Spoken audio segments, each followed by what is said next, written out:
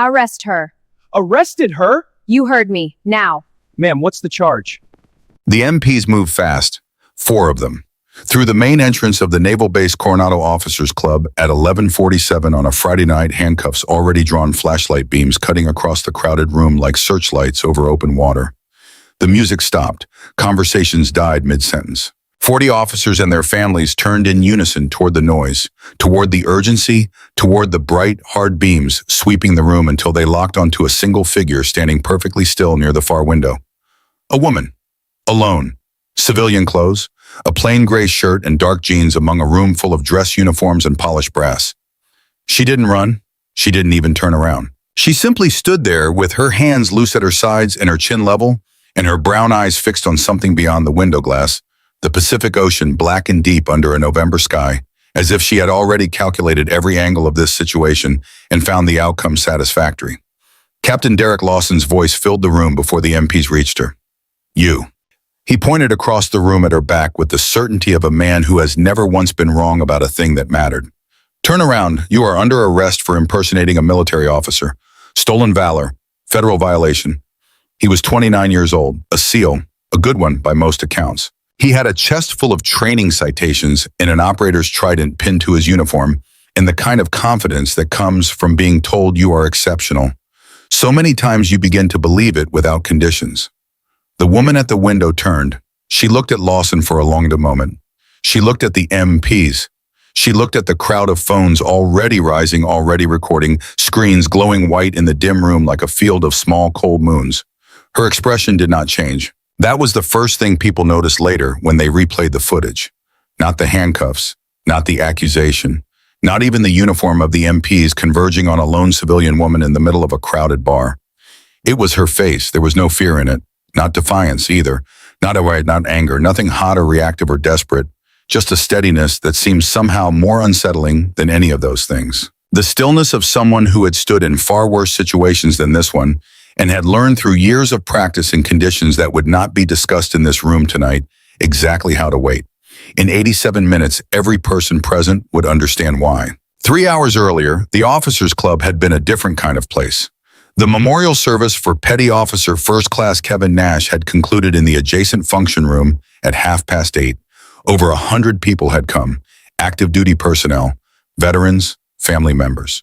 A few civilians in their best clothes sitting quietly in rows holding programs with Kevin's photograph on the cover. He was smiling in the photo. He always smiled. Even during the worst of it, people said. Even during the 3 deployments, the 2 commendations, the 4 years of carrying things that don't show up in any official record. He had survived Ramadi. He had survived Kandahar. He had survived things that don't have names in public documents. What he had not survived was the 12 years that followed. PTSD does not announce itself the way an IE does. It does not come fast and bright and definitive. It comes slow, like water through a wall, finding every crack, widening them, working patiently in the dark, until the structure that looks solid from the outside simply stops holding. Kevin Nash had been 31 years old when he died. His mother had identified his body. His commanding officer had delivered the flag. Nobody talked about those details during the reception.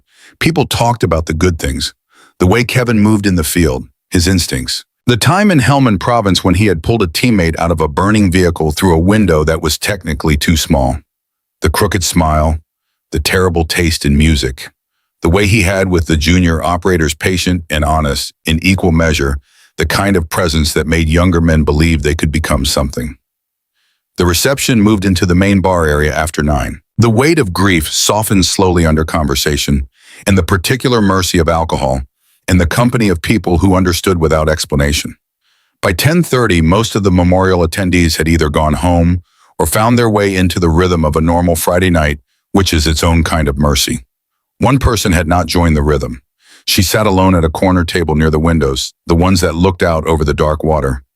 A glass of water in front of her untouched. A folded memorial program beside her right hand, short dark hair, a plain gray shirt with the sleeves pushed up slightly at the wrists.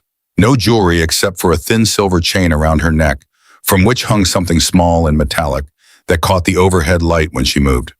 She had arrived during the memorial service and sat in the back row. She had spoken to no one. She had eaten nothing. She had not, in the 90 minutes she had been in the building, done anything to draw attention to herself. And yet, Master Chief Frank Donovan had been watching her for 20 minutes before Lawson's group made their move. He was 67 years old, a retard.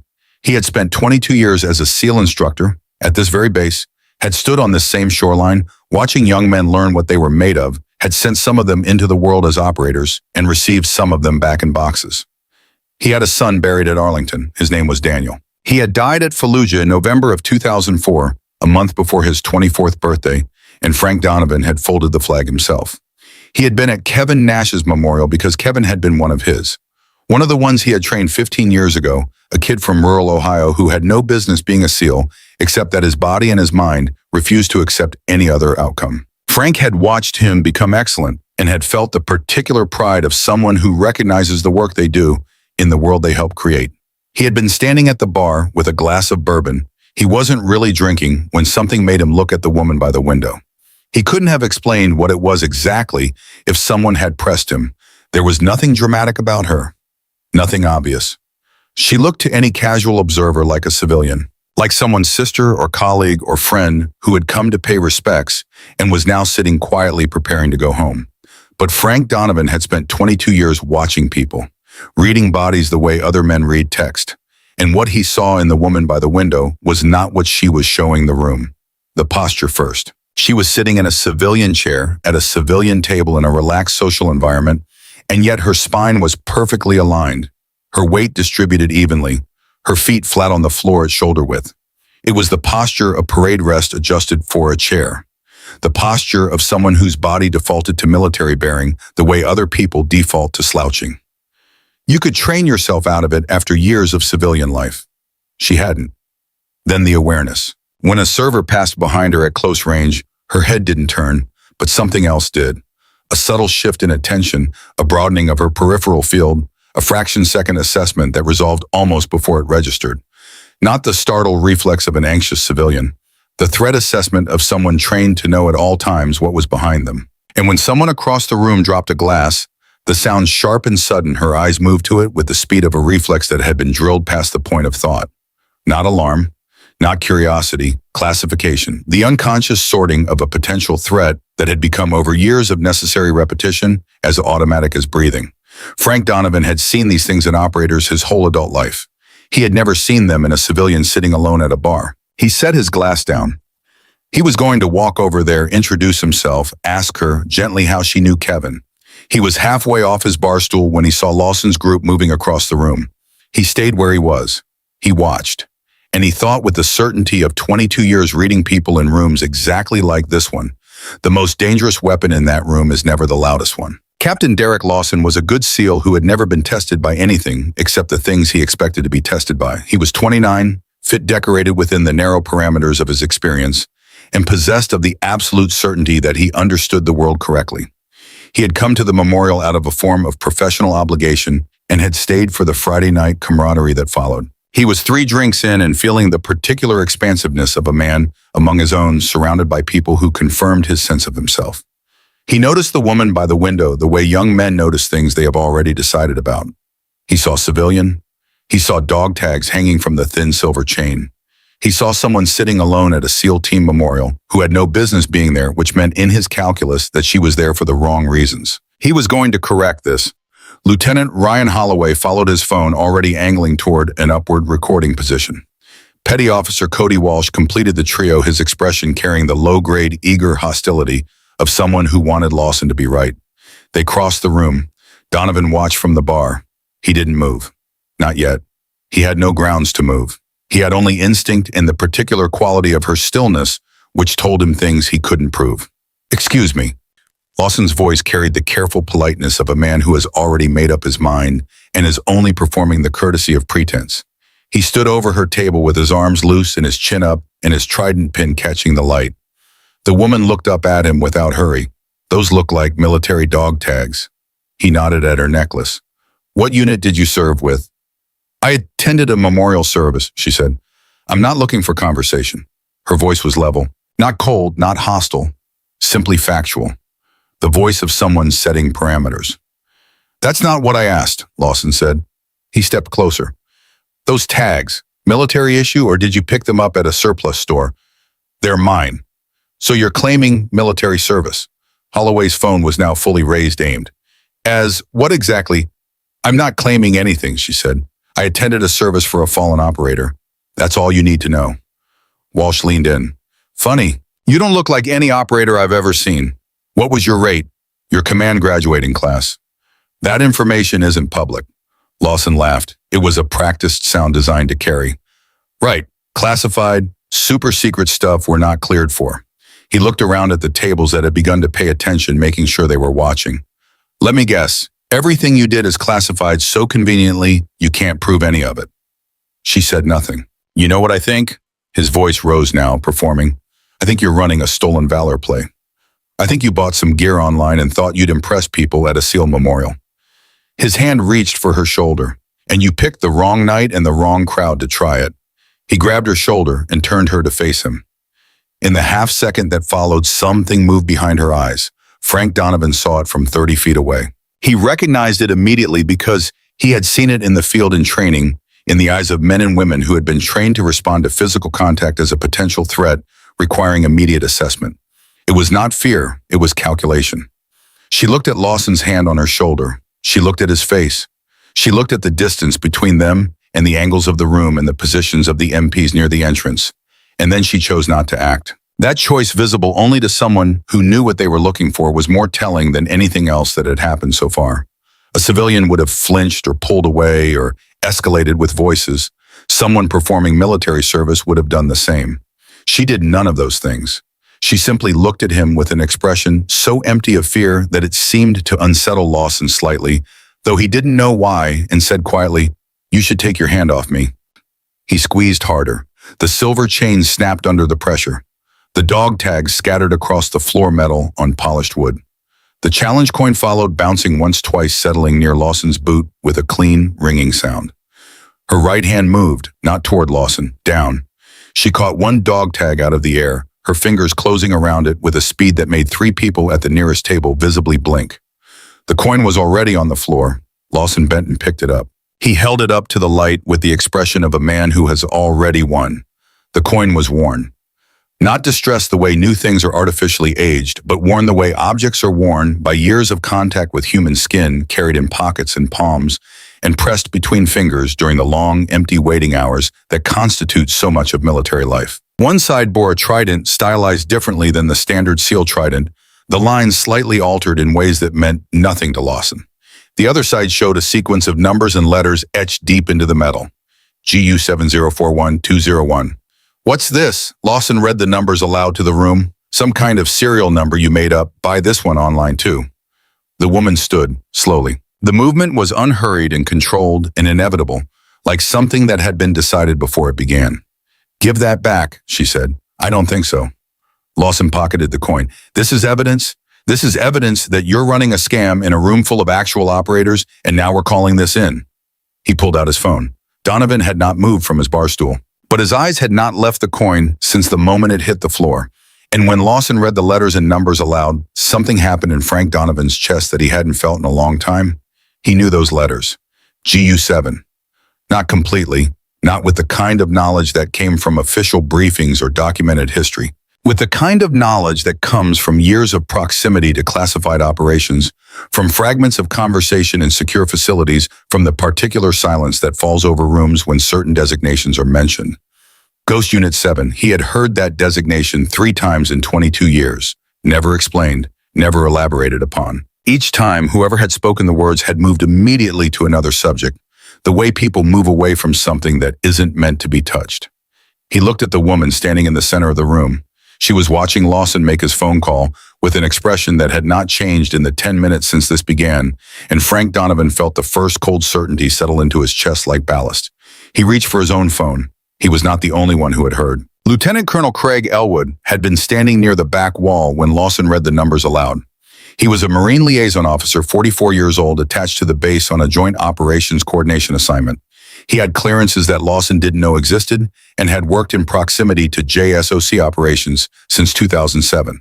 When he heard GU7041201, he didn't move. He didn't speak. He stood very still with his glass in his hand and looked at the woman and looked at Lawson and looked at the pocket where Lawson had dropped the coin, and he pressed his lips together and breathed very slowly through his nose for a moment.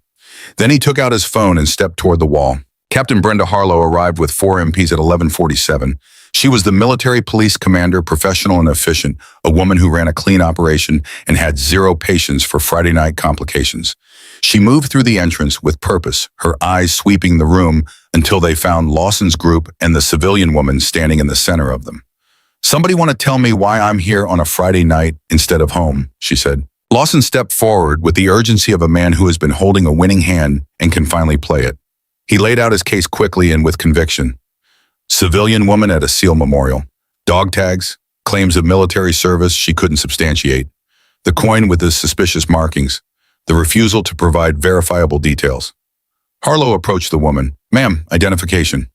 The woman reached slowly into her pocket, produced a wallet, extended a driver's license. Sarah Reeves, San Diego address. No military ID. "Ms. Reeves," Harlow's voice was procedural. "Simple question. Did you claim to be a currently serving or former military officer tonight?" "I attended a memorial service," the woman said. "I made no claims to anyone." "She absolutely did," Lawson said. "She talked about SEAL training. She implied..." "Did she introduce herself as an active SEAL?" The voice came from the side. SFC, Aaron Bridger had come in from the memorial room and was standing near the entrance with the contained authority of a man who has spent 20 years learning the difference between what people say and what they mean. "Did she specifically tell anyone she was currently serving?" Silence. "She was wearing the tags," Walsh said. "Which could be a family member's," Bridger said. "Which could legitimately be hers, which could be a dozen things." He looked at Harlow. "What specifically did she claim that constitutes impersonation?" Harlow held up a hand for quiet. She looked at the woman again. "Ms. Reeves, do you have any documentation of military service? Discharge papers DD 214. Anything?" "My service record is classified under executive order," the woman said. Her voice had not changed in pitch or pace since this began. "I cannot produce public documentation without authorization from Naval Special Warfare Command. If you want verification, contact the commanding general." Lawson burst out laughing. "The commanding general? Captain, this is textbook. They always claim classification when they can't produce anything real. This is a federal crime, and she is standing here committing it in front of 40 witnesses." Harlow's jaw tightened. She nodded to her MPs. "Ms. Reeves," she said, "you are under arrest for violation of 18 U.S.C. Section 912, impersonating a military officer." Sarah Reeves turned before the MPs reached her. She placed her hands behind her back. The movement was clean and practiced and automatic, the movement of someone who had done this before, not in the same circumstances, but with the same physical grammar, the adjustment of weight and the positioning of wrists that comes from years of working in close proximity to people who carry handcuffs. Not the hesitant fumbling of a civilian, not the resistant tension of someone being restrained against their will. The accommodation of someone who understood the mechanics of the situation and had no intention of making it worse. Bridger saw it. His eyes moved to Donovan. Donovan, still at the bar, gave the smallest possible nod. Both men stayed quiet. Both men stayed still. They had no evidence. They had only the accumulation of small observations that didn't fit the story Lawson was telling, and in a room full of 40 phones and a junior captain already committed to an arrest observation without evidence was worth nothing. As the MPs moved her toward the door, the crowd parted. Phones held high, Holloway providing live commentary for the stream that was already building viewers in real time. She passed the bar. She passed Donovan close enough that he could have touched her arm. She didn't look at him. She was looking ahead toward the door, toward whatever came next, with the settled focus of someone who has been in much smaller rooms with much higher stakes and has learned in the absolute hardest of ways that the only direction worth looking is forward. She was almost at the exit when Dorothy Nash spoke. The old woman had been standing near the hallway entrance, still in the black dress she had worn to her son's memorial, her program folded in both hands. She was 71 years old, and she had the particular dignity of someone who has lost the most important thing and learned to carry it without putting it down. "Young lady," Dorothy Nash said. Her voice was soft. It carried anyway. "Thank you for coming to Kevin's service. It meant a great deal to us." Sarah Reeves stopped. Not completely, not enough that the MPs had to pull her forward. Just a half step, a fractional pause, a moment of arrested motion so brief that most people in the room didn't notice it at all. She turned her head toward the old woman. And for just a moment, the first and only moment in the entire evening, something moved behind her steady brown eyes. Not a crack exactly, more like a window briefly open. Something raw and real and unguarded, the thing behind the wall, the thing she had been holding in careful containment since she walked through the door 3 hours ago. "He was a good operator, ma'am," she said. Her voice was still level, still measured, still carrying exactly as much as she chose to give it. "I'm sorry for your loss." Lawson grabbed her arm. "Enough with the act. Let's go." And they took her out into the night. The door closed behind them. The crowd stood in its own noise for a moment. Frank Donovan did not join the conversation. He stood at the bar with his glass of bourbon and looked at the closed door and thought about a coin with letters and numbers on its face and a woman who had processed an aggressive physical contact in the space of a half second, not as a wrong to be fought, but as a threat to be assessed and resolved. He thought about 22 years of watching men learn what they were made of. He thought about 3 characters. GU7. He took out his phone and sent a text message to a number he had not used in 3 years. 4 words. "We have a situation." Then he walked toward the exit, steady as a man who has made a decision, and stepped out into the cold California night to begin the work of setting things right. Behind him in the warm and noisy bar, 40 phones were still recording. And in a windowless room 300 yards away, Sarah Reeves was sitting in a metal chair with the stillness of someone who had learned in circumstances that bore no resemblance to this room how to make waiting into a discipline. She had done this before. She would do it again. And eventually, as always, the truth would catch up with the noise. The interrogation room at the military police station was exactly the kind of room designed to make people feel small. 12 feet by 14. Fluorescent overhead lighting that turned everyone's skin the color of old paper. A metal table bolted to the floor. 3 chairs, 2 on one side, 1 on the other, the single chair positioned so that the person sitting in it faced the light directly. On the walls, motivational posters about integrity and service that had been hanging so long the edges had curled away from the mounting tape. A mirror that was not a mirror. A camera in the upper right corner, its small red light burning steady as a pilot flame. Sarah Reeves sat in the single chair. Her hands rested in her lap, uncuffed now that she was inside. Her spine maintained the alignment it had maintained all evening, not as performance, not as defiance, but as simple default. The posture of a body that had spent years being required to hold itself precisely and had never entirely stopped. Her eyes were open and focused on the middle distance, the particular gaze of someone who has learned to inhabit waiting the way other people inhabit rooms, furnishing it with patience, making it livable for however long it lasts. She had been in this room for 11 minutes when Commander Paul Whitfield entered. He was 45 precise, carrying a yellow legal pad and a pen, and the measured authority of a man who had built his entire professional identity on the architecture of military law. His uniform was immaculate. His expression conveyed the weary efficiency of someone dealing with a situation he had already categorized and resolved before walking through the door. Lawson followed him in, then Harlow. Then after a pause at the threshold that nobody else noticed, SFC, Aaron Bridger, who had invited himself and had not been asked to leave. Whitfield settled across from Sarah, opened his legal pad, uncapped his pen. "Ms. Reeves," he said, "I'm Commander Paul Whitfield, JAG Corps. I'll be conducting the preliminary investigation into the charges filed against you this evening." He paused with the precision of a lawyer allowing the weight of designation to settle. "I want to be clear about something before we begin. If you cooperate fully, things will go considerably easier for you. Stolen valor is a federal crime, but first-time offenders who demonstrate genuine remorse typically receive significantly reduced sentences." Sarah said nothing. Whitfield made a note. Full name: Sarah Ann Reeves. Date of birth: November 15th, 1989. Current occupation: emergency medical technician, San Diego County. And you claim prior military service. "I served in the United States Navy," she said. "Honorably discharged in October 2013. Lawson pushed off the wall immediately. "Here we go. Let's hear the details of this alleged service." He made the word alleged do a great deal of work. Whitfield held up one hand without looking at him. "What was your rate in the Navy, Ms. Reeves?" She was quiet for exactly 3 seconds. "I'm not authorized to discuss my specific rate or unit designation without proper clearance verification from Naval Special Warfare Command." "There it is," Lawson said. "The classified card. Sir, this is exactly how these cases run. They claim everything is sealed because they have nothing to back up." Bridger, standing near the wall, said nothing. He was watching Sarah the way he watched things when he was building a picture, collecting details, reserving judgment until the picture was complete.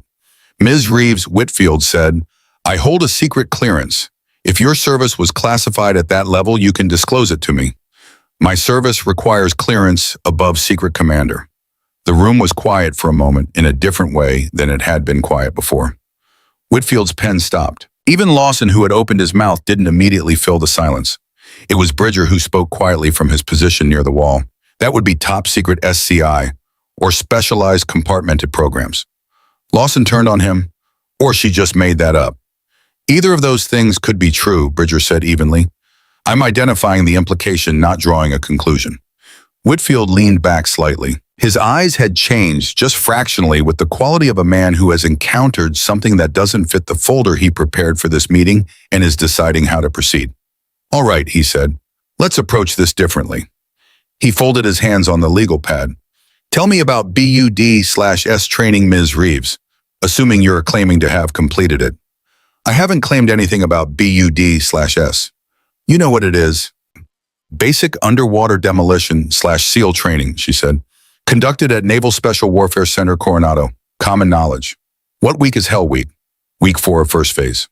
What is the grinder used for? Physical training, evolutions, surf torture log, PT conditioning drills. Asphalt surface, roughly 150 by 200 feet. Whitfield made notes. The specificity of her answers was not the specificity of someone who had memorized a document. It was the specificity of someone describing a place they had stood in. What are the typical water temperatures during surf exposure? 55 to 65 degrees Fahrenheit depending on season. Varies by current conditions. Instructors don't post a number before they send you in. That last detail, Bridger said from the wall almost to himself. Not in any public account I've read. Lawson made a dismissive sound, but the edge in it was slightly less certain than it had been. Whitfield set down his pen. He looked at Sarah for a long moment. Then he asked the question he had been building toward the question that was either going to end this quickly or change everything. Ms. Reeves, he said, what weapons platforms are standard for SEAL assault elements? Sarah looked at him. In the upper right corner of the room, the red light on the camera burned steady. She looked at Lawson. She looked at Harlow. She looked at Bridger, who was watching her with the careful attention of someone who already understood on some level that the answer to this question mattered more than the question itself. She was quiet for 3 seconds. Then she answered.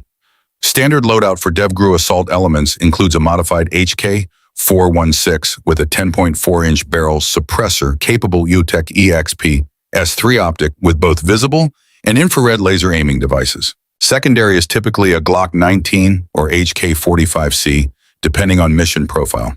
Breaching elements carry additional charges variable depending on target structure assessment.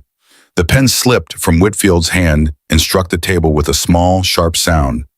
Nobody moved to pick it up. Where, Whitfield said carefully, did you get that information? You asked me a direct question, Sarah said. Regulations require me to answer honestly. Lawson's voice came out stripped of its earlier confidence, the performance quality gone something raw underneath. That is not public information. That configuration is not in any document available outside classified channels. No, Whitfield said. His voice had changed. The procedural efficiency was gone, replaced by something more careful, more considered. It's not, Bridger pushed away from the wall. How do you know those specifications? He said, not as a question. As the beginning of an answer he was building toward himself. I was asked a direct question by legal authority, Sarah said. I'm required to answer honestly. That requirement doesn't include an obligation to explain the source. It does, Bridger said quietly, if the source is the question. It does, she agreed, if my access came through legitimate service. The room erupted. Lawson demanded immediate secondary charges. Harlow wanted to know who her contacts were. Walsh, standing outside the door, opened it to say something and was waved back by Harlow. Two people talked over each other about database verification, about chain of custody for the coin, about the specific federal statutes that apply to unauthorized possession of classified information. Whitfield raised his hand for quiet. The room settled. He looked at Sarah for a long time. He picked up his pen from the table. He did not write anything. Swit. Reeves, he said finally, I'm going to run your name through the military personnel database. Standard verification. If you served, you'll appear. If you don't appear, we'll have our answer. He opened his laptop, logged into the secure terminal, typed. Sarah watched him work. She did not watch with anxiety, did not watch with the particular tension of someone waiting to be caught or exposed. She watched with the steady patience of someone who already knew what the search would and would not find, and had made peace with both outcomes long before tonight. After 5 minutes, Whitfield looked up. His expression told the room everything before he spoke. No record of Sarah Reeves in the SEAL pipeline. No record in Bud/S graduates. No record in any NSWC community database I can access. Lawson exhaled. He was almost smiling again, but it was a smaller thing now, a shade uncertain at its edges. There it is, not in the system because there is nothing to find. She is not in the databases I can access, Whitfield said carefully. That is different from not being in any database. Bridger crossed his arms. What databases can't a JAG commander access? JSOC personnel records, Bridger said. Special mission unit rosters, compartmented program files. If her service was above your clearance level, Commander, she wouldn't appear in any search you can run. That is not an argument in her favor or against her. It is an accurate description of how classification works. Whitfield closed the laptop. He stood. He walked to the far wall and stood with his back to the room for a moment. Then he turned. Ms. Reeves, I'm going to be direct with you. You have demonstrated knowledge you should not possess. You have physical characteristics consistent with significant weapons training, and you do not appear in any database I can verify. He looked at her steadily. That means either you are telling the truth about classified service at a level above my access, or you have obtained classified information through illegitimate means and constructed an elaborate cover story around it. He paused. Provide me with someone who can verify your claims. A commanding officer, a unit member. Anyone I can contact tonight. Major General Robert Keller, she said. Commanding General Naval Special Warfare Command. Lawson made a sound that was half dismissal, half something less composed. She is claiming she reported directly to the commanding general of the entire SEAL community. Sir, this is a stall. This is what the last 40 minutes of this conversation has been. That would be my last commanding officer, Sarah said. The door opened. Special Agent Diane Harper walked in. She was 36, carrying the quiet authority of someone who had investigated everything from procurement fraud to treason and had learned to enter rooms without announcing herself beyond her presence. She wore civilian clothes and carried a government ID holder and had the particular quality of stillness that comes from spending a career watching people underestimate what they were looking at. She surveyed the room in 4 seconds. Whitfield at the table, Lawson against the wall, Harlow by the door, Bridger near the window, and Sarah sitting with the patience of someone who has been expecting a very specific development and has just watched it walk through the door. Commander Whitfield, Harper said, I'm Special Agent Diane Harper, NCIS. I understand you're investigating a stolen valor case. Alleged, as Bridger said. Harper's eyes moved to him briefly, then to the challenge coin sitting on the table beside Whitfield's legal pad. She crossed the room, picked it up. She turned it over in her hands once. Something happened in her posture. Not dramatic, not visible to anyone who wasn't looking for it. A very slight increase in stillness, the way a person goes still when they are suddenly in the presence of something they recognize and were not expecting to encounter here. Where did you get this? She said to Sarah. It was issued to me in May 2011. For what operation? Operation 041. Harper's fingers tightened around the coin. She looked at the room. I need everyone except essential personnel outside, she said. Commander Whitfield stays. Ms. Reeves stays. A brief pause. SFC Bridger stays as neutral observer. She looked at Lawson. Everyone else, out. Lawson's face cycled through 3 expressions rapidly. I identified this situation. I have a right to. You have no rights in an active NC. IS Federal Investigation, Lieutenant, Harper said. Her voice didn't rise. It didn't need to. NCIS has jurisdictional authority over federal crimes involving military personnel and installations. I am assuming control of this investigation effective immediately. A pause. Please exit. Harlow looked at Whitfield. Whitfield gave a small nod. She left. Walsh had already gone. Lawson stood at the door for a moment, his jaw working, looking at Sarah with an expression that had traveled a considerable distance from triumph, and then he stepped out into the hallway and the door closed behind him. The room held only Whitfield, Bridger, Harper, and Sarah. Harper set the coin on the table in front of her. She opened a laptop that did not look like Whitfield's and logged into a system that loaded differently, drew from a different tier of access entirely. She typed quickly, reading as she went, her expression professionally neutral. The room was quiet, 9 minutes. Whitfield looked at the coin. Bridger looked at Harper. Neither spoke. Finally, Harper closed the laptop. She looked at Whitfield. Commander, she said, how much do you know about Naval Special Warfare Group 7? Whitfield's answer was immediate and certain. There is no Group 7. NSWC is organized into Groups 1, 2, 3, 4, 8, and 10. Correct, Harper said. There is no Group 7. Officially. The word officially sat in the center of the room like a piece of unexploded ordnance. Whitfield was quiet for a moment. You're saying a unit with that designation? I'm saying, Harper said, carefully choosing each word with the precision of someone who knows exactly which ones can and cannot leave this room, that there was a unit operating under that designation between 2009 and 2013. I'm saying that unit's personnel records are classified at a level above your access, above my standard access, and above the access of virtually everyone in this building. She paused.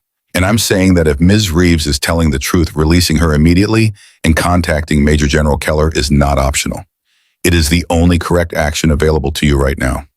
Whitfield stared at her. Commander, Harper said, this arrest is a career-ending mistake for everyone who participated in making it. I am trying to help you understand that before it becomes irreversible.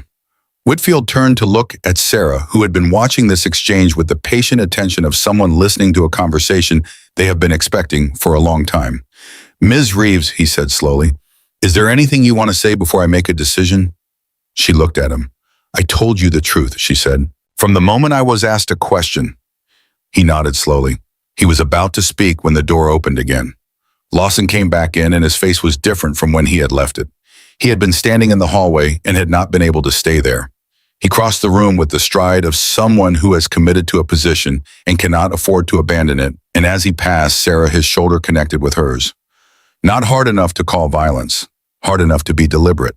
The impact was slight, but the momentum of his passing caught the hem of her sleeve against the sharp corner of the table, and the fabric pulled, and the gray shirt tore at the right shoulder, and the tear exposed what lay beneath.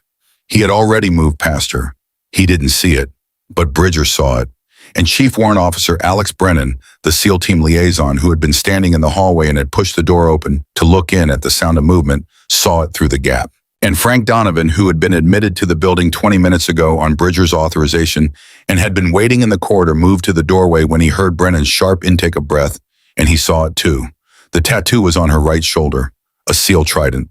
The rendering was exceptional, the detail precise, the lines of a craftsman who understood what the image meant and had given it the weight it deserved. But it was not a standard trident. Below the main image, in lettering too small to read from a distance but perfectly legible at close range, were 3 characters, GU7, and surrounding those characters, arranged in a perfect circle, were 12 5-pointed stars. 12, not 10, not 14, 12. Donovan moved through the door. He was 67 years old and he had worn the uniform for 22 years, and he had trained more operators than he could count, and he had buried his son, and he had stood at Kevin Nash's memorial that evening because Kevin had been one of his, and the loss of Kevin meant something to him that he did not have words for. He looked at the tattoo on the shoulder of the woman in the metal chair. He stood completely still for 3 seconds. Then slowly, with the deliberateness of a man who has done this only when it was absolutely warranted in his entire life, Frank Donovan came to attention, and he saluted her. The room stopped. Brennan in the doorway stood straight, without thinking, the instinct of a trained operator responding to something it recognized before the conscious mind caught up. Bridger, who had been watching, went very still in a different way. The way a person goes still when something they suspected becomes something they know. Whitfield looked from Donovan to Sarah and back again. Sarah in the metal chair with her shirt torn and the tattoo visible, and something in her bearing that had not shifted a single degree from what it had been when this began, looked at Donovan. Her expression did not break, but something in it changed the way light changes when a cloud passes something becoming briefly visible that had been carefully hidden all evening. Ma'am, Donovan said. His voice was thick with something that had no name in military regulations, but that everyone in the room felt nonetheless. Then from the hallway a sound. Footsteps, multiple sets, moving with the particular cadence of people who do not walk at someone else's pace, who have never needed to. Coming fast and certain down the corridor toward the interrogation room, and everyone in the room heard them, and everyone in the room understood, in the way you understand certain sounds in certain buildings, that what they announced was not another layer of the same situation. It was the end of one thing and the beginning of something else entirely. Whitfield looked at the door. Harper looked at the coin on the table. Bridger looked at Sarah. And Sarah, who had been sitting in this metal chair for more than an hour with her back straight and her hands quiet and her expression steady, through every accusation and every escalation and every moment designed to make her feel the weight of the room, said nothing at all. Because she had known with the certainty that comes from having been trained in the particular patience of very long waiting that this moment was coming. She had known it when the coin hit the floor. She had known it when Harper walked through the door and her fingers closed around the metal. She had known it the way you know the shape of a room in the dark because you have memorized its dimensions in the light. The footsteps stopped outside the door. The handle turned. Frank Donovan was still at attention. The door opened, and the voice that came through it before the man himself was fully visible was the voice of someone accustomed to rooms falling quiet when he spoke. "Where is she?" Bridger looked at the floor. He had been in the Army for 20 years. He had seen men decorated and men disgraced, and men who were both in the same career, and he had learned to read the difference between the ones who were performing honor and the ones who simply were it. He said nothing. There was nothing adequate to say. Major General Robert Keller entered the interrogation room at Naval Base Coronado at 1:23 in the morning in his dress uniform, with every ribbon and decoration in precise placement, his weathered face set in an expression that those who knew him well would have recognized as barely controlled fury held under the discipline of 30 years of command. He was 58 years old, and he moved with the efficiency of someone who had decided decades ago that economy of motion was a form of respect for time. He looked at the room. He looked at Whitfield. He looked at Donovan, still at attention. He looked at the coin on the table, at the laptop, at the torn shirt. His eyes found Sarah. He looked at her for a moment that was different from every other moment in the last 93 minutes. Different in kind and not just degree, because unlike everyone else who had looked at her tonight, he was not trying to determine what she was. He already knew. He had always known. He had trained her, briefed her, sent her into places that did not exist on any official map, and received her back each time until the time she did not come back, the same way she had left in the body of a woman whose lung had collapsed and whose shoulder had been reconstructed in 3 places and who had spent 11 days in a military hospital in a location that was not on her official record before being quietly and honorably discharged from a service that officially she had never specifically served in. He crossed the room. He stopped in front of her chair, and in a movement that would be discussed and replayed and quietly marveled at by everyone present for the remainder of their careers, Major General Robert Keller, Commanding General of Naval Special Warfare Command, came to attention and saluted the woman in the metal chair. "Operator Reeves," he said quietly, "it's an honor." Sarah could not return the salute. Her shoulder was torn open at the fabric. Her hands were in her lap. But she looked up at him with an expression that had finally, after 93 minutes of enforced steadiness, allowed itself to show something true.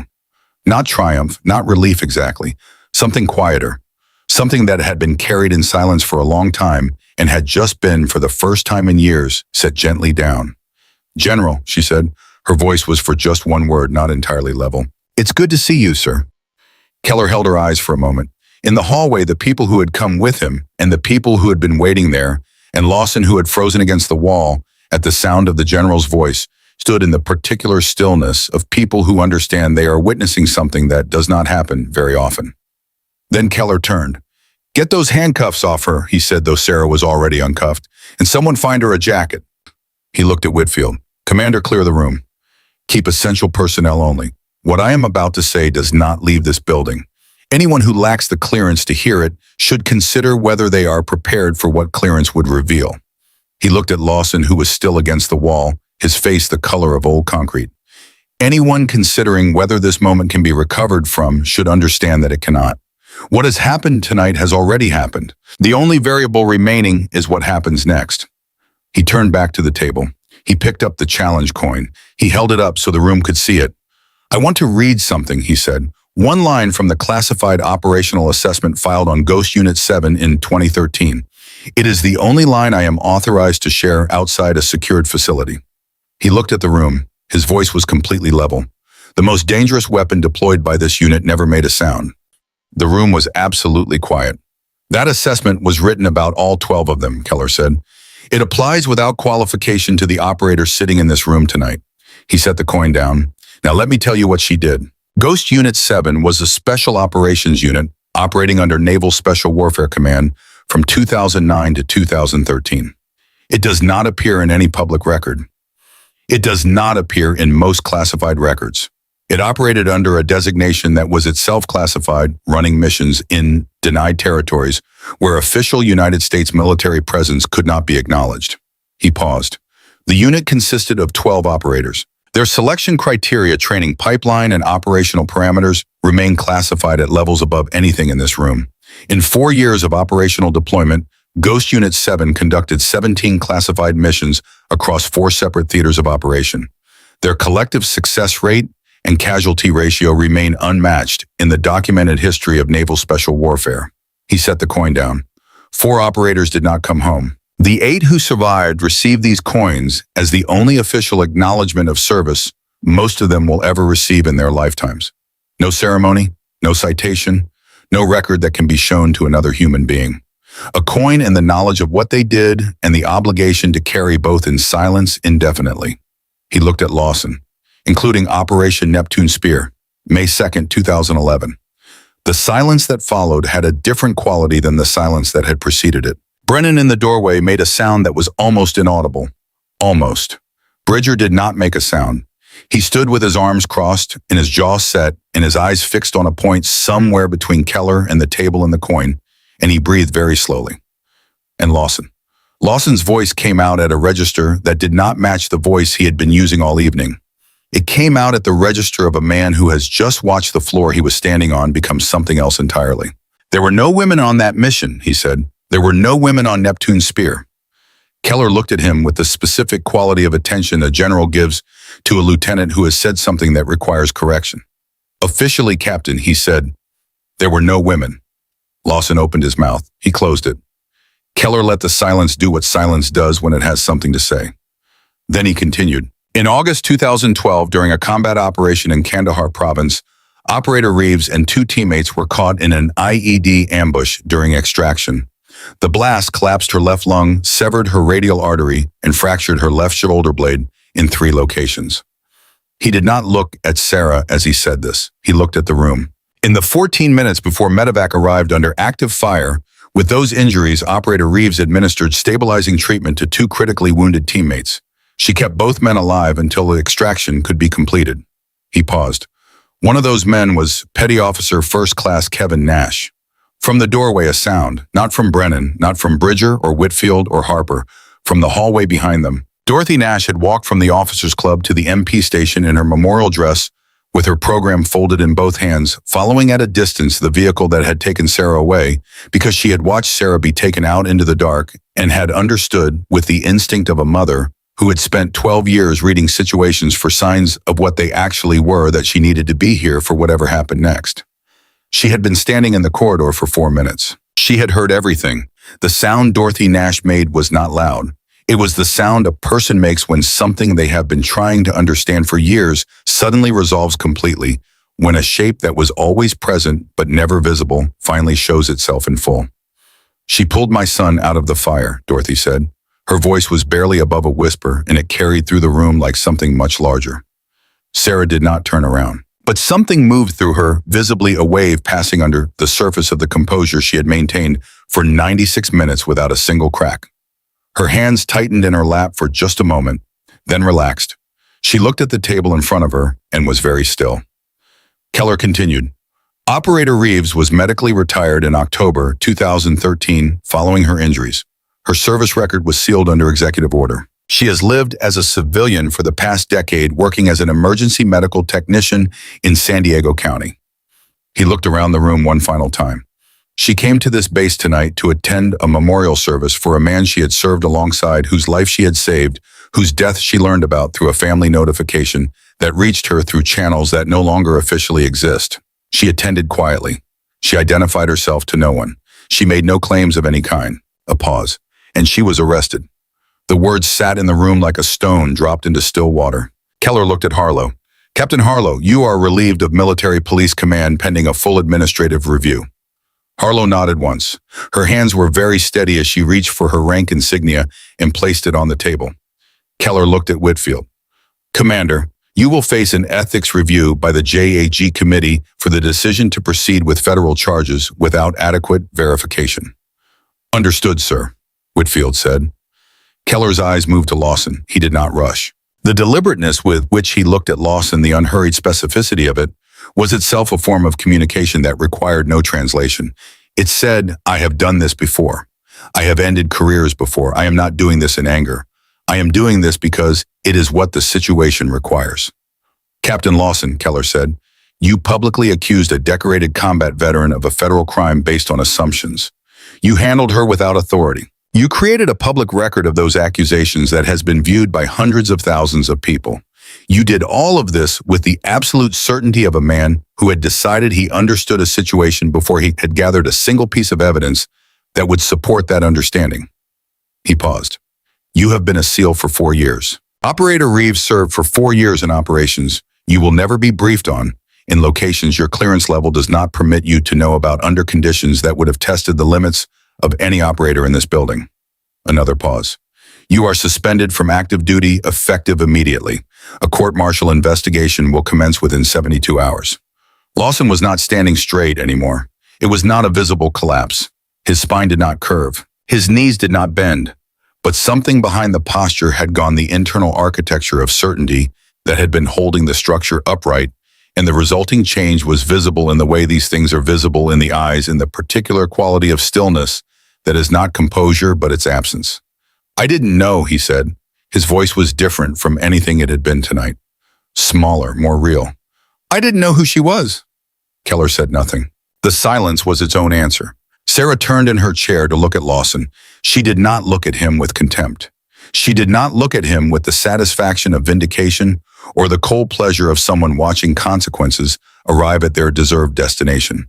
She looked at him with an expression that was somehow more difficult to bear than either of those things. She looked at him with something that was almost understanding. No, she said, you didn't. She held his eyes. You didn't know, and you didn't try to find out. You decided before you asked. A pause.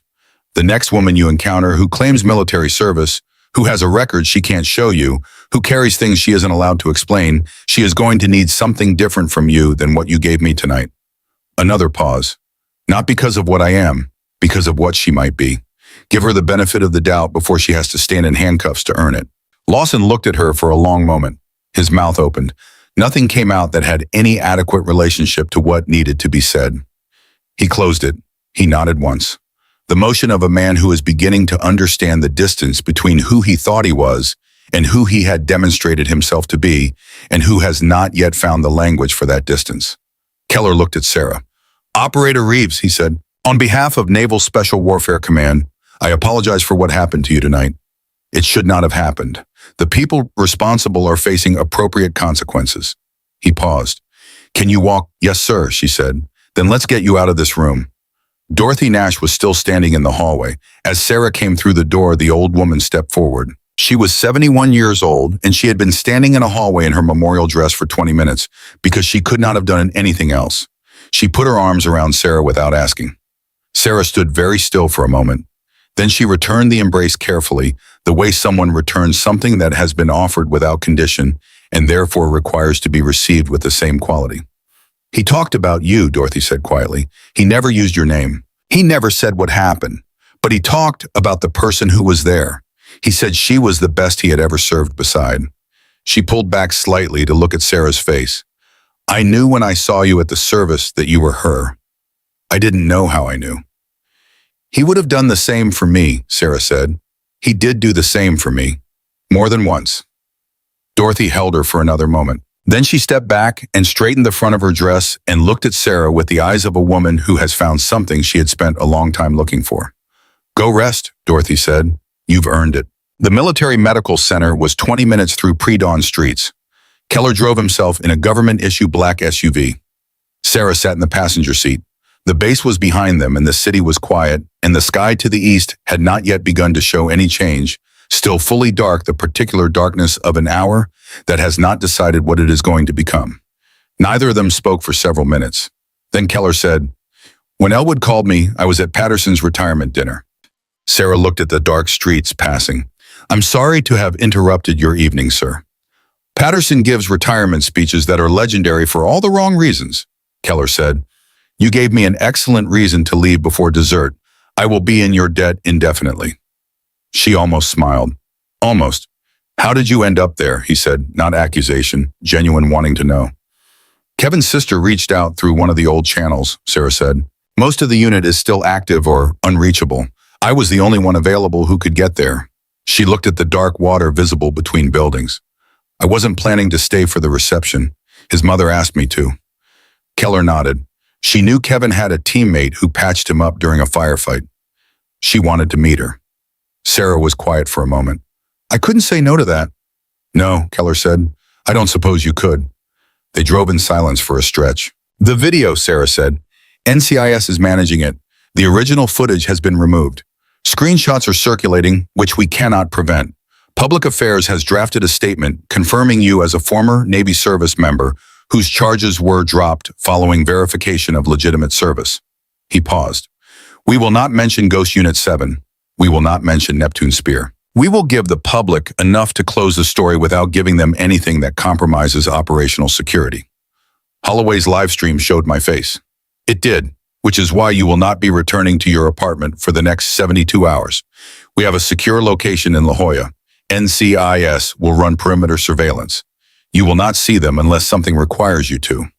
She accepted this with the equanimity of someone who had lived for years with security protocols as a feature of daily existence. The medical center appeared ahead of them, its lights bright and indifferent in the pre-dawn dark. There is something else, Keller said.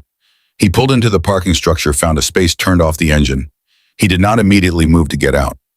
When this settles, I would like to speak with you about a position, SEAL Training Advisory Board, civilian consultant, your choice of engagement level. We have 3 women currently in BUD/S first phase. One of them is genuinely exceptional. All 3 are facing precisely the kind of institutional resistance that you face tonight. The assumption that they do not belong, that their presence is performance rather than achievement. He paused. They need someone who has been where they are trying to go, not as an inspiration, as a proof of concept.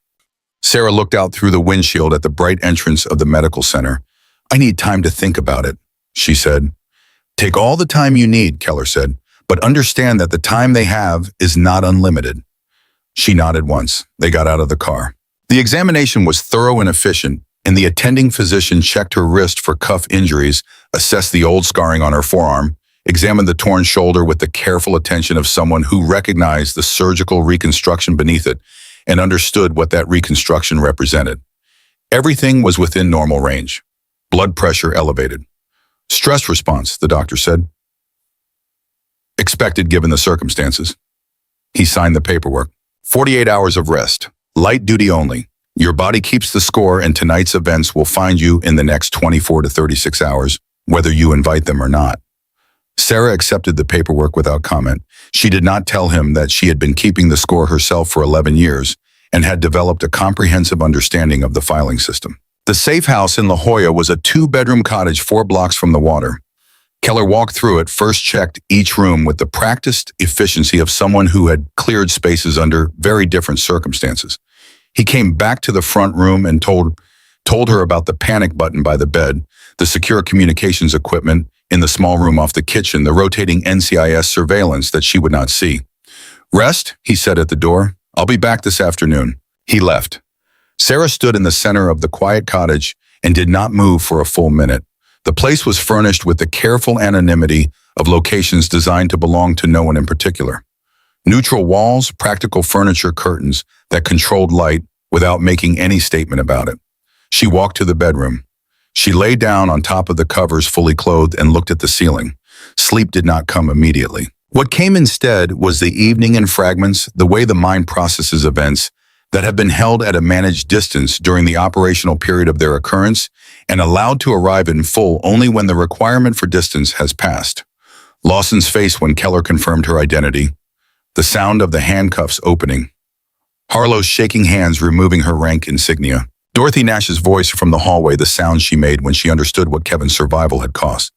Kevin. She had known Kevin Nash since he was 22 years old and furious at everything and brilliant in ways he didn't fully understand yet. She had watched him become someone, had watched the fury find its channel and become something extraordinary. She had held his chest together with her hands for 14 minutes in a burning alley in Kandahar, while the night around them was still deciding whether they would get out of it. He had gotten out, she had gotten out, and then the years had done what years do.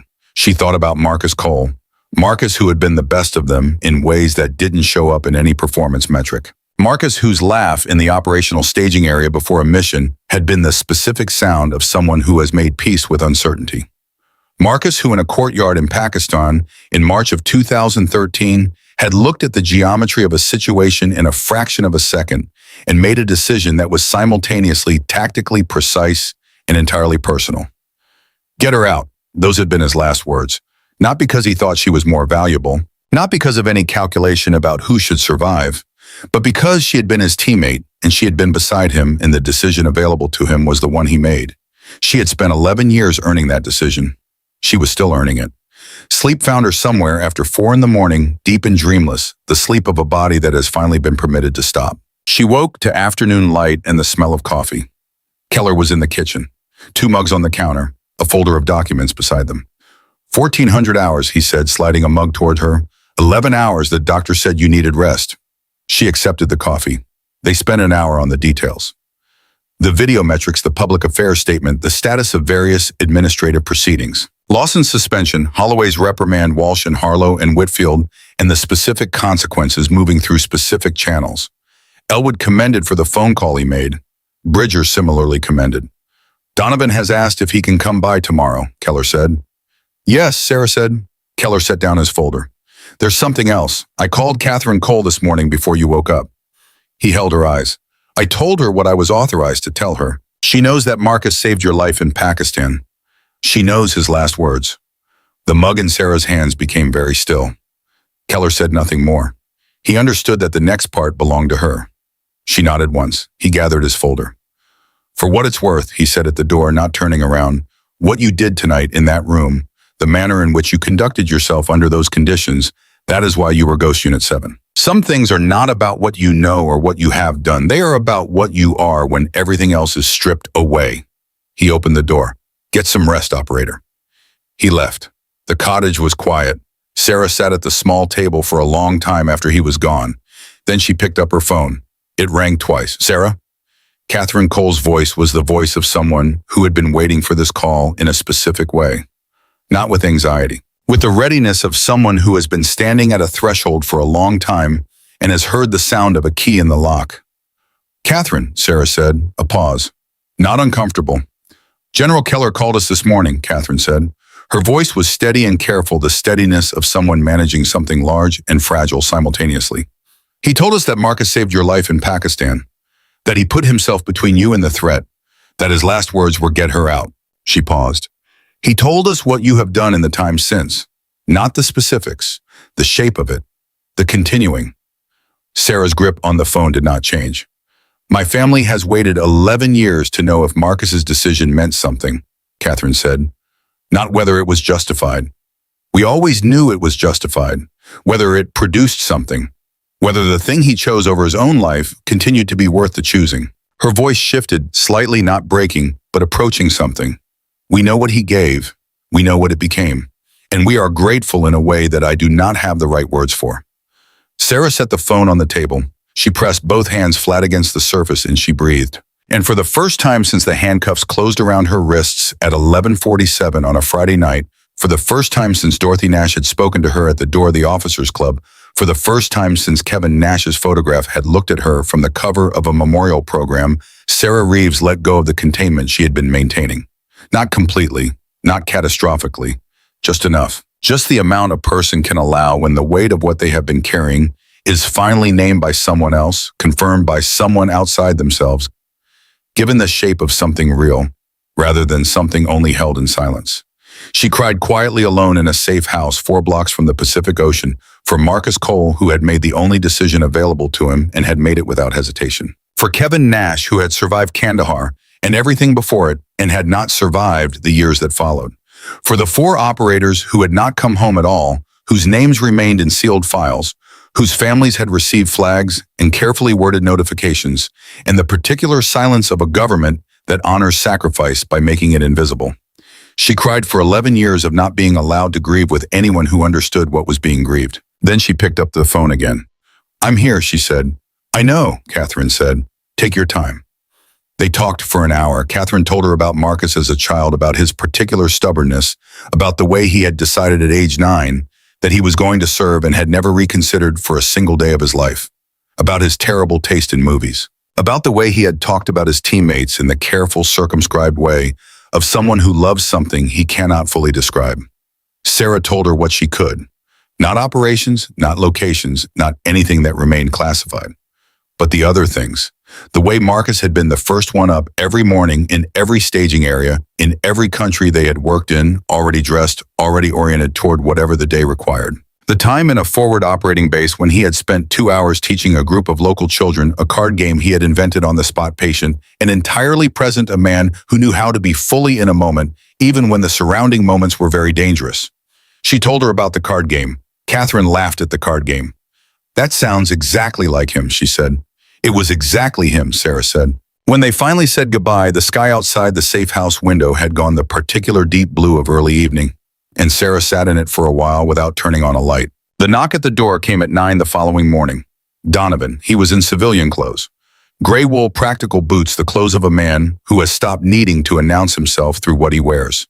He was carrying 2 paper cups of coffee from somewhere down the street, and he handed her one without ceremony and came inside when she stepped back from the door. They sat at the small kitchen table. For a while, neither of them spoke. This was not awkward. It was the comfortable silence of people who have, independently and through very different paths, arrived at the same understanding of what silence is for. My son's name was Daniel, Donovan said eventually. Sarah looked at him. He died at Fallujah in November 2004. He was 23. He held the paper cup in both hands. I folded the flag myself. They let me do it because they knew me because of the years. I folded it and I held it, and I thought about all the things I had taught him, all the things I had told him about what it means to serve and why it matters. He stopped. And I thought, I hope someone was watching his back. I hope he wasn't alone at the end. I hope there was someone beside him who knew him and who would have done for him what he would have done for them. He looked at her. I have never been able to find out. The records aren't available, and the people who were there have scattered, and I have lived with not knowing for 19 years. Sarah held her coffee cup. I'm telling you this, Donovan said, because I want you to know that what Catherine Cole said to you, whatever she was able to give you, that is not a small thing. That is the thing. That is what the families carry when they cannot carry it alone. He paused. And I want you to know that Daniel's father is sitting across from you and is telling you without any qualification that what you have done, what you have carried, in the manner in which you have carried it, would have made my son proud to have served in the same world as you. Sarah was quiet for a moment. He sounds like someone worth being proud of, she said. Donovan said, he was a good man. They sat in the quiet of the La Jolla morning, 2 people who had each been carrying things for a very long time, and the carrying was not finished, would never be entirely finished, but for this particular hour it was shared. And sharing is not nothing. It is in fact almost everything.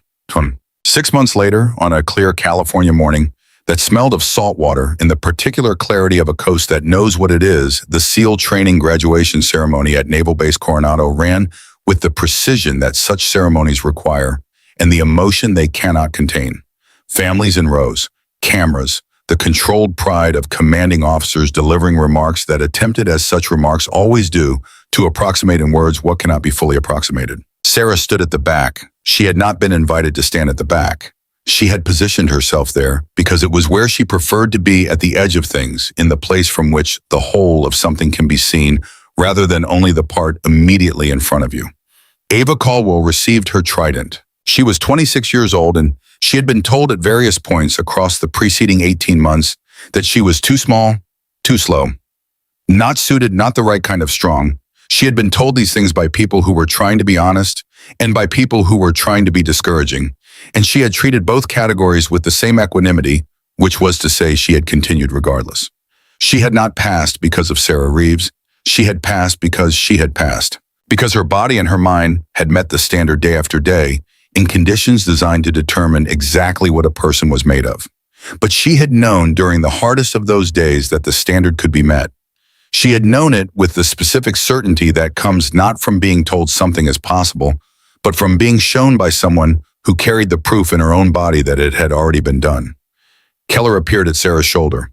You made this possible, he said. She made it possible, Sarah said. I just showed her it could be done. Donovan came to stand on her other side. He watched Ava Caldwell receive her trident with the expression of a man who has spent his adult life watching young people become something and has never once stopped finding it worth watching. He looked at Sarah. The most dangerous weapon in that room, he said, never made a sound. She looked at Ava Caldwell standing straight in the California morning with her trident in her hand and her family moving toward her and the long, difficult work of an extraordinary thing finally completed. Never does, she said. Her phone vibrated in her pocket. She did not take it out immediately. She watched Ava's family reach her. Watch the embrace. Watch the particular quality of a mother's face when she sees her child receive something that cost everything to earn. Then she took out the phone. Unknown number. A message. Short. The kind that did not need to be long. Package delivery required. 48 hours. GU7. She read it once. She read it again. She thought about Marcus Cole in a courtyard in Pakistan, making a decision in a fraction of a second from which there was no return. She thought about Kevin Nash holding on for 12 years before the weight of what he had carried finally exceeded what a person can carry alone. She thought about Daniel Donovan, 23 years old in Fallujah in November, and the father who had spent 19 years hoping someone had been watching his back. She thought about 12 operators and 4 who had not come home and 8 coins that were the only acknowledgement most of them would ever receive. She thought about Ava Caldwell, who had needed to know it could be done and had learned that it could and had done it. She looked at the ceremony one more time. She turned off the screen. She put the phone back in her pocket. Not yet, not this moment. This moment belonged to Ava and to the people who had come to witness it, and to the long, difficult work of proving that a thing can be done before the next person who needs to do it can believe it. There would be time for the other thing. There was always time for the other thing. That was what it meant to carry the designation she carried to have made in 4 years, in places that did not officially exist, the particular set of commitments that do not expire with a discharge date or a sealed file or the passage of 11 years of ordinary life. The watch did not end. It only changed its shape. She looked at the ocean beyond the base, the Pacific gray-green and enormous and indifferent to all of it. The arrests and the vindications and the medals that never existed and the coins that were the only record and the names in sealed files and the families who waited and the young operators standing in California sunlight with new tridents and the long quiet weight of service that asked nothing back except that you continue to be worth what it had cost. She breathed the salt air. She thought enough for now. She thought not done yet. And she stood at the edge of the ceremony in the November morning, exactly where she had chosen to be, exactly what she had always been. Quiet, capable, present. The way she had stood in a metal chair in a windowless room while the night made its various mistakes about what it was looking at. Of the 12 Ghost Unit 7 operators, 4 were killed in action between 2009 and 2013. Their names remain classified under executive order. The challenge coin issued to survivors bears no official insignia. It is the only record of their service that will ever be made public. Operator Sarah Reeves declined all media interviews.